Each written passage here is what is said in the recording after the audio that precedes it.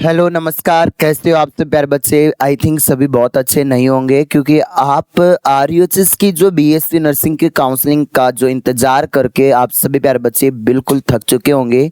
क्योंकि आप लोगों ने देखा कि आज अगर राजस्थान की सबसे अगर कोई घटिया यूनिवर्सिटी है तो वो कौन सी है, Rajasthan university of health science, जो अपना प्रोसेस सबसे स्लो बना रखा है इसने। और आज से 4-5 दिन पहले आकर मैंने भी आपको बोला था कि बेटा आपके काउंसलिंग की प्रोसेस 5 या 7 तारीख तक स्टार्ट हो जाएगी।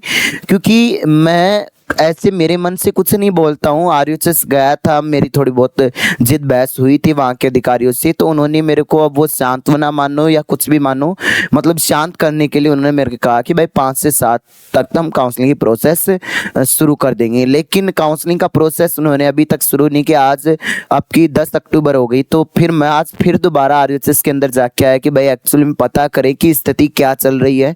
तो फिर दोबारा से आज मेरी वही बात हुई कि भाई एक्चुअल में स्थिति है वो मुझे बताओ ना, ताकि मैं बच्चों तक क्लियर इन्फॉर्मेशन में पूछाऊं कि भाई आरयूएचएस की बीएससी नर्सिंग के काउंसलिंग का प्रोसेस स्लो क्यों है।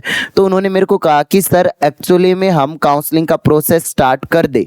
अब इनके अंदर इन जितने भी ये जो काउंसलिंग का प्रोसेस आरयूएचएस वाले करवाते हैं ना, ये प्रोसेस इनके हाथ में नहीं रहता। इससे ऊपर एक और सुपीरियर सिस्टम है जिसको हम बोलते हैं मेडिकल काउंसलिंग। तो राजस्थान की जो मेडिकल काउंसलिंग वाला जो सिस्टम है उनके पास फाइल अटकी पड़ी है। उन्होंने कहा कि जो कुछ ऐसी कॉलेजें हैं जिनका केस कोर्ट के अंदर चल रहा है और कोर्ट के अंदर जो केस चल रहा है उसके कारण हम लोग क्या कर रहे हैं कि जैसे 100% जैसे सीट काउंसलिंग का जो प्रोसेस है वो आरयूएचएस करवाता है। अब कुछ ऐसी कॉलेजें हैं जो कोर्ट के अंदर केस कर रखे कि भाई हम अपना काउंसलिंग का सिस्टम अलग से करवाएंगे, और उसके चक्कर में इन्होंने काउंसलिंग का प्रोसेस रोक रखा। मैंने कहा कि अगर ऐसा है तो प्राइवेट का जिन कॉलेजों का रुक रहा है उनको होल्ड करके आप गवर्नमेंट का करवाओ उनको सेकंड राउंड में। अब वो अपनी बात तो मान नहीं सकते भाई। अपन ने पूरा प्रयत्न किया। मैंने एक और एप्लीकेशन आज देख के आया हूं ताकि आप लोगों की काउंसलिंग का प्रोसेस, उन्होंने कहा कि सर जल्दी से जल्दी हम लोग शुरू करने की कोशिश करेंगे 1 या 2 दिन के अंदर अंदर। तो जिस तरीके से वो पूरा का पूरा, तो इनके पास जो ऑर्डर आते हैं काउंसलिंग का पूरा प्रोसेस आपके सामने स्टार्ट कर देंगे। तो बच्चे थोड़ा सा अपन इतने दिन इंतजार कर लिए तो 2-3 दिन और इंतजार कर लो, जल्दी आपका काउंसलिंग का प्रोसेस देखने को मिलेगा।